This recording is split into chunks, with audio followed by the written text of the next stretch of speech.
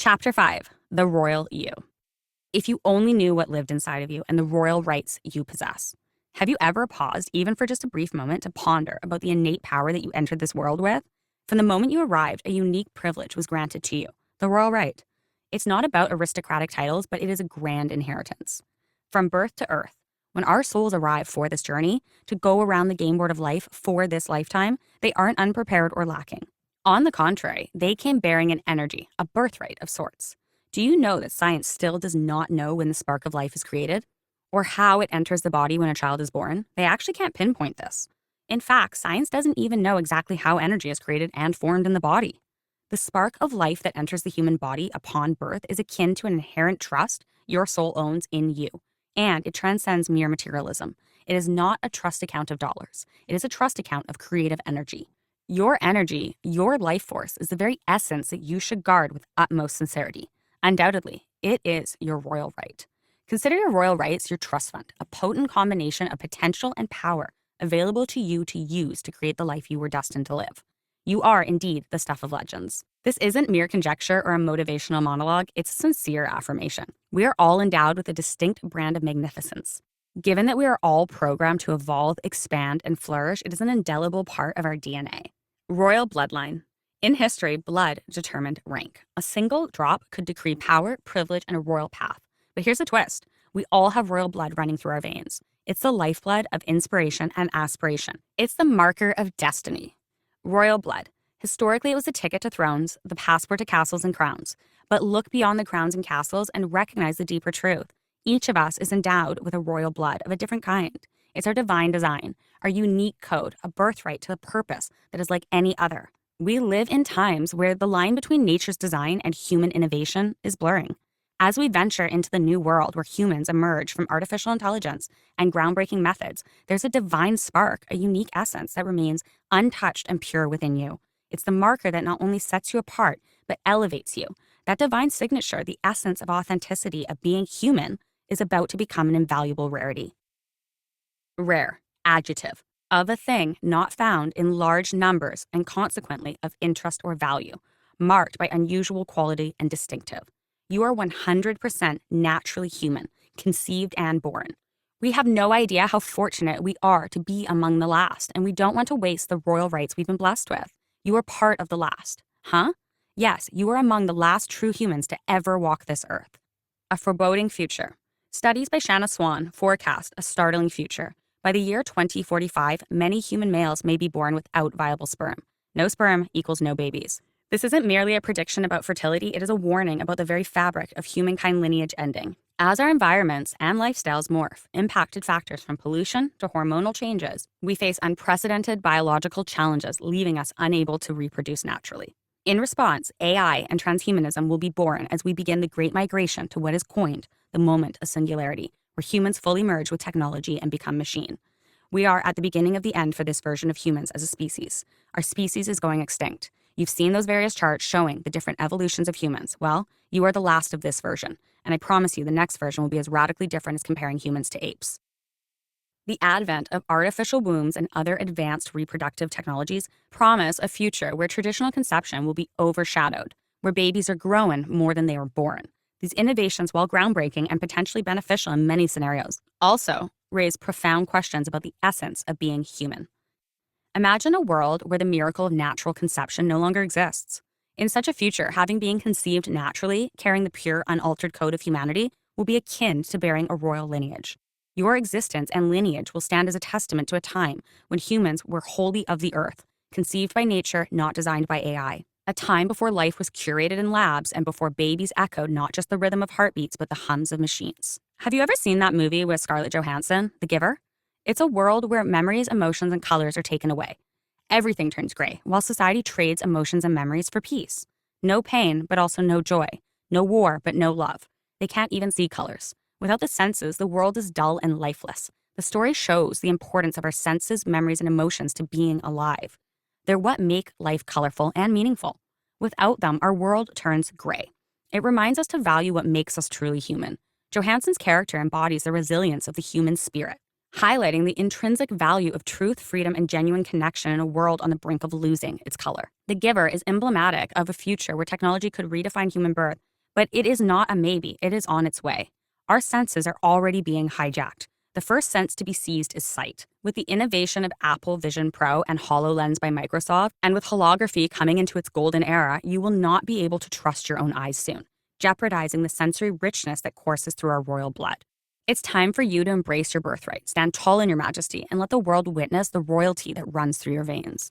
As the last guardians of this legacy, there's a profound responsibility and privilege that falls upon your shoulders. Embrace it, for it's not just your history, it is the heritage of humankind. Let's all go down in history as the last and greatest of naturally born humans, expressing true God consciousness and leaving the mark of our souls on this world that will become the mark, not just for your history, it's the mark of heritage of humankind forever. Who wins the lottery? Being born? Well, it's like winning the cosmic lottery with a ticket you didn't even buy. The exact probability of you being born, considering all the specific events and chains of ancestry leading up to you, is virtually incalculable. But Dr. Ali Binazar attempted a rough estimate, suggesting that the odds of you existing are about 1 in 10 to the power of 2,685,000. That's a 1 followed by 2,685,000 zeros, and an unimaginably small number. To put that into perspective, being born is like flipping a coin and having it land on heads 2,685 times in a row. Now, those are some serious lottery odds. The odds that you even exist are equivalent to winning the lottery. The odds of winning the Powerball jackpot in North America are only about 1 in 292 million. So when you feel down on your luck, remember that you've already beaten odds far more staggering than any lottery. Winning the genetic jackpot, your existence makes Powerball odds seem like child's play. Self-worth. What is self-worth? At its essence, self-worth is the fundamental belief in one's own value. It's not tied to achievements, possessions, or status. It is an inherent overstanding that by virtue of existence alone, one has worth. Diving into the etymology, self is clear. It's you. Worth is derived from Old English, pertaining to value. Combined, self-worth is the intrinsic value you assign to yourself, irrespective of external evaluations. Now, why do we often hear the saying, "you are the salt of the earth," when referring to authentic individuals? Salt, historically, was a highly valued commodity. It was essential for preserving food and in some cultures even used as currency. To say someone is the salt of the earth is to affirm their genuine, invaluable nature. It implies purity, essential goodness, and an unwavering authenticity. In a world inundated with facades and filtered realities, appearing as you genuinely are is a testament to strength. It's about being unflinchingly authentic, not swayed by the currents of societal expectations. It demonstrates self-worth in its purest form, recognizing and presenting your authentic self as invaluable, just like the salt of the earth. The royal posture. Have you ever observed a monarch during a coronation or a royal event? Despite the weight of the crown adorned with jewels and precious metals, their posture remains impeccable. This is not mere coincidence, it is a deeply ingrained discipline, a reflection of their stature and the weight of the responsibility they bear. The weight of a crown, heavy with its gems, can be likened to the responsibilities and pressures we shoulder in our daily lives. Each gem could represent a duty, an expectation, or even a past failure. But a royal does not hunch or fold beneath that weight. Instead, they stand tall, not despite of it, but because of it. The crown does not merely sit atop their head. It is an extension of their spine, a symbol of their unwavering strength and grace. Royals have been trained in posture from a young age. The royal posture emphasizes a straight back, squared shoulders, and a head held high. This training ensures that they can wear their crown with dignity, preventing it from toppling over due to poor posture. But more than just a physical bearing, this posture symbolizes resilience, integrity, and the inner fortitude to carry burdens with grace. But what does this mean for you? Your crown is your self-worth, your authenticity, and your unique contributions to this world. And just like a physical crown, it can be heavy. It carries the weight of being true to oneself, the pressure of standing out, and the responsibility of being genuine in a world that often celebrates conformity.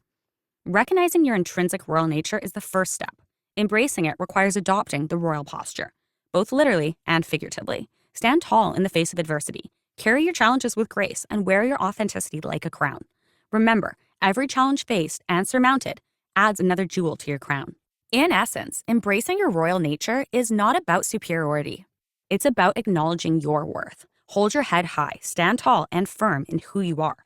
You are royal, and it is high time that you start wearing your crown with pride. You are unique and distinct and irreplaceable. Yet, how often do we bow our heads in life, conforming and submitting to the voices of society that ask us to be anything but ourselves? Would a royal do that? Why do royals have kingdoms? Because they guard and protect them. They know what they have has value, and they don't let anyone take it from them. They hold it tight, and they keep it in the family as long as possible. To keep the crown, the very symbol of our unique identity and essence, from slipping, we must hold our heads high. For it is in the acknowledgement of our rarity that we truly shine. Never bow down to the ordinary. Never dull your sparkle to match the dimness around you. Keep your head high, wear your crown with pride, and let the world see what it means to be genuinely rare. Eccentricity. If you want to be in the top 1% of life, you can't think, talk, or be like the other 99%. It's one or the other. Be eccentric or be in the circle with everyone else and become one of 8 billion instead of 1 in 8 billion.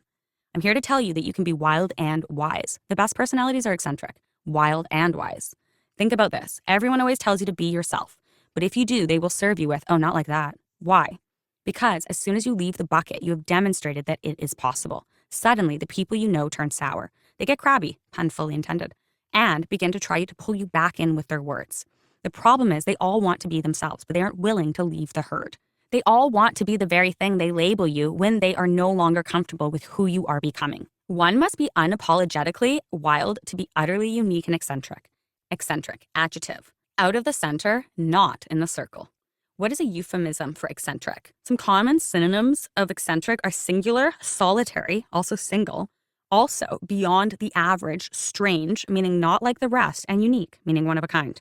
Your inner being, your soul, knows all about being eccentric if you just create the space and grace to connect with it.